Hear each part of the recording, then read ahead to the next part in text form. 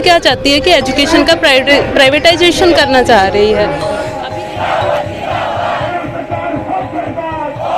उन्हीं टीचर्स को, उसी बिल्डिंग को, कुछ नहीं सिर्फ नाम बदल रहे हैं। ये गवर्नमेंट तो करती क्या है, नाम ही बदल। कि हमने पेंशन मिलेगी तो कौन मिले, लेकिन कुलदीप बिश्नोई ने पेंशन की आज पेंशन पक्की करवा ली है।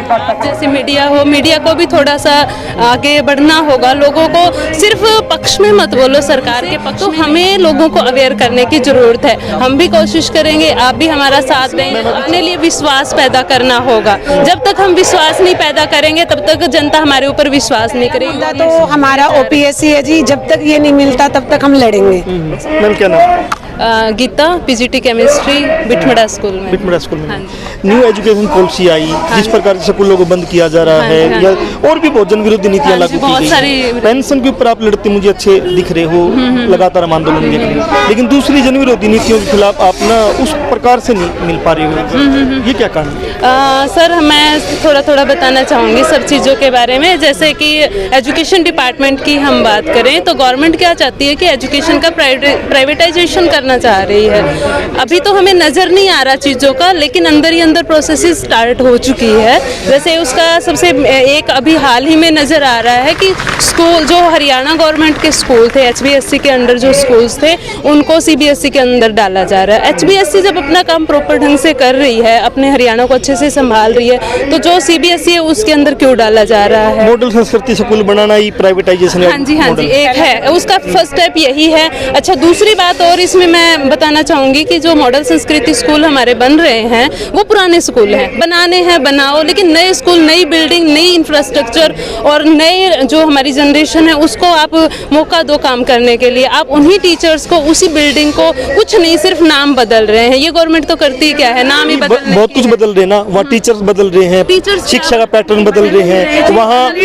हाँ मैं वही कह रहा हूँ मैम, आप देखोगे धीरे धीरे आप अभी पक्के कर्मचारी हो, सरकार ने बोल दिया रोजगार कौशल निगम से भरेंगे, तो बदल दिए ना, कच्चे कर्मचारी ले आए ना, ठीक है। मिड डे मील को धीरे धीरे वो करेंगे, आरक्षण की जो पद्धति थी उसको वो खत्म कर रहे हैं। तो इन सारी चीजों पे आप लोगों को क्यों नहीं जोड़ पा रहे हो? जब सरकार जन विरोधी नीतियां लागू करती है, टीचर उसको कहते हैं जो एजुकेशन देता है, लोगों को शिक्षित करता है, और तो आप लोगों को शिक्षित क्यों नहीं कर पा रहे? शिक्षित करने की हम कोशिश कर रहे हैं, लेकिन उसके लिए हमें आप जैसे मीडिया हो, मीडिया को भी थोड़ा सा आगे बढ़ना होगा। लोगों को सिर्फ पक्ष में मत बोलो, सरकार के पक्ष में नहीं, उसकी जो हार्मफुल इफेक्ट है, नेगेटिव पार्ट्स है, वो भी दिखाने चाहिए मीडिया को भी। क्योंकि जैसे संस्कृति मॉडल स्कूलों की ही हम बात करें, पुराने वही स्कूल है, वहाँ टीचर कौन से रिक्रूट कर रहे हैं? जो गवर्नमेंट टीचर्स है, पहले वाले जो हरियाणा गवर्नमेंट टीचर, उन्हीं का एक टेस्ट रख दिया, उसमें जो क्वालिफाई हो गए उस टेस्ट के अंदर, उनको सेंटा के अंदर डाल दिए। इससे बेटर है आप नई भर्तियां निकालो,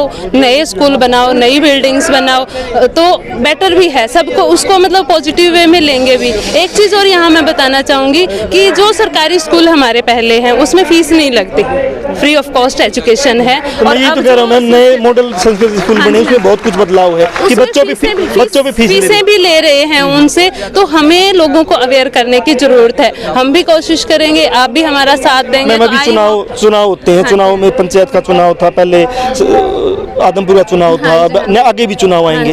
उन चुनाव में लोगों को आप सरकार के खिलाफ गोलबंद क्यों नहीं कर पाते? जो ये जन विरोधी नीतियां लागू करते हैं, जो स्कूल को बेचने का काम कर रहे हैं, जो दूसरे महकमों को प्राइवेट करने का काम कर रहे हैं। कहीं ना कहीं मैं ये कहूँगी कि हम लोग भी कहीं ना कहीं जिम्मेदार थोड़े बहुत तो होते ही हैं, पूरे तो नहीं लेकिन कुछ तो होते ही है। हमें बाहर हमारी सोसाइटी है उसमें अपने लिए विश्वास पैदा करना होगा। जब तक हम विश्वास नहीं पैदा करेंगे तब तक जनता हमारे ऊपर विश्वास नहीं करेगी, गवर्नमेंट स्कूल्स पे, गवर्नमेंट टीचर्स के ऊपर विश्वास नहीं करेगी।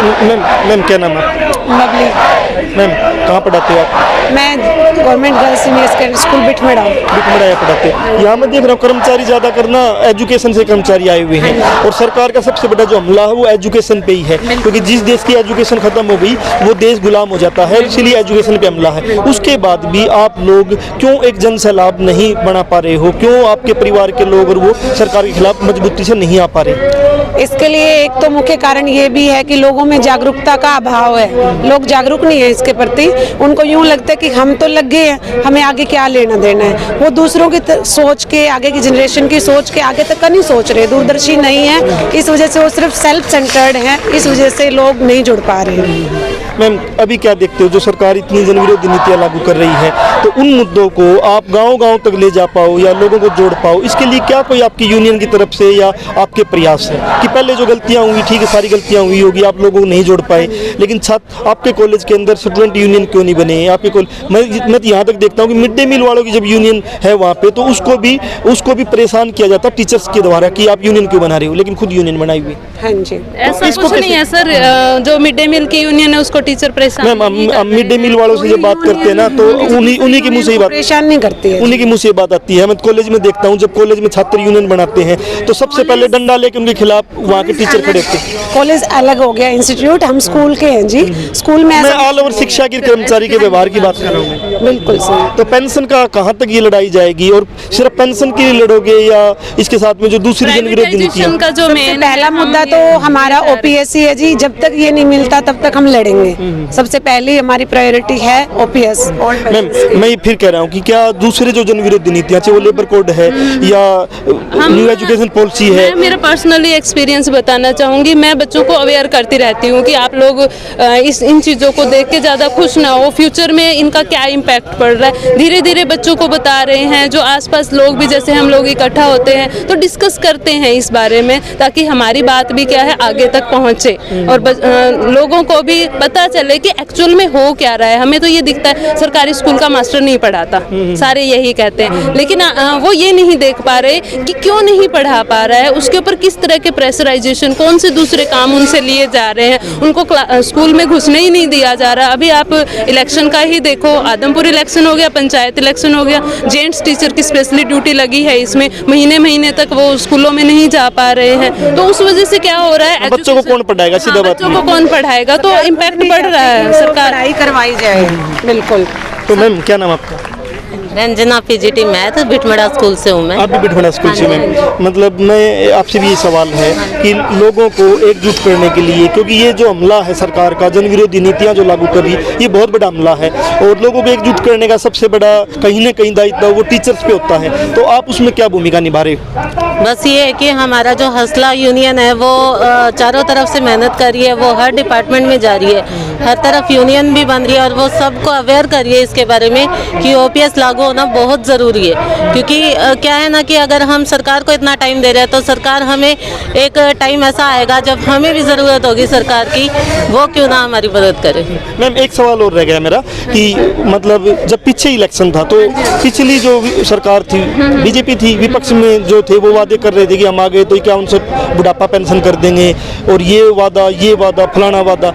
अब मान लो नेक्स्ट इलेक्शन में फिर कोई सरकार आती है, कोई वादा कर देती है, मतलब कोई पार्टी वादा कर देती है, तो विश्वास कैसे करोगे उनके वादों पे? विश्वास का तो ये है सर कि ये मतलब पहली कलम से होना चाहिए। अगर पहले से ही अगर बीजेपी भी करती है, अभी मतलब इलेक्शन से पहले करे, अगर बीजेपी को भी अगर करना है तो दूसरी सरकार के ऊपर हमें ये देखना होगा कि जो हमारे जनप्रतिनिधि हैं, जिनको हम चुन रहे हैं, वो किस तरह के हैं, क्या एजुकेटेड हैं। सबसे मेन जो है हमारे जनप्रतिनिधि एजुकेटेड होने चाहिए। जैसे एजुकेशन मिनिस्टर हो, 100% हमारे एजुकेशन डिपार्टमेंट से ही कोई रिटायर्ड कर्मचारी हो जिसको एक्चुअल में पता हो कि फील्ड में क्या प्रॉब्लम्स होती है। यूँ नहीं कि कोई भी किसी भी फील्ड का है जिसको एजुकेशन का कुछ पता ही नहीं है उसको बना दो। हेल्थ मिनिस्ट्री है वो किसी डॉक्टर को देनी चाहिए ताकि उसको पता हो कि एक्चुअल में प्रॉब्लम क्या आती है। जो गवर्नमेंट इंस्टीट्यूट है या गवर्नमेंट हॉस्पिटल्स है वहाँ क्या प्रॉब्लम आती है। तो कोशिश यही रहेगी कि हम जो प्रतिनिधि चुने कि हमारे जो है वो एजुकेटेड होने चाहिए ताकि हम उसके ऊपर विश्वास कर सकें। मैं चाहूँगी कि जो हमारे मेन होते हैं सीएम या पीएम होते हैं वो भी हमारे एजुकेटेड हों, अच्छी क्वालिफिकेशन रखते हो, जिनको एक्सपीरियंस हो, फील्ड का एक्सपीरियंस, मतलब किसी भी डिपार्टमेंट का, सरकारी डिपार्टमेंट। मैं एक्सपीरियंस की बात करें तो मोदी साहब को तो बहुत एक्सपीरियंस था, उससे पहले मनमोहन साहब तो एजुकेटेड भी थे, एक्सपीरियंस भी था, लेकिन सारे देश को उन्होंने बेच दिया। निजीकरण की पॉलिसी जो आई है वो 1990 से पॉलिसी आई है, तो ये पॉलिसी उसमें बीजेपी भी आ गई, कांग्रेस भी आ गई, इनेलो भी आ गई, समाजवादी पार्टी, सारी पार्टियां आ गई। तो विश्वास कैसे करें इन पे? विश्वास तो हमें ढूंढना पड़ेगा किस पे हम कर सकते हैं, एकदम से तो विश्वास नहीं हो सकता। Thank you ma'am. Thank you sir.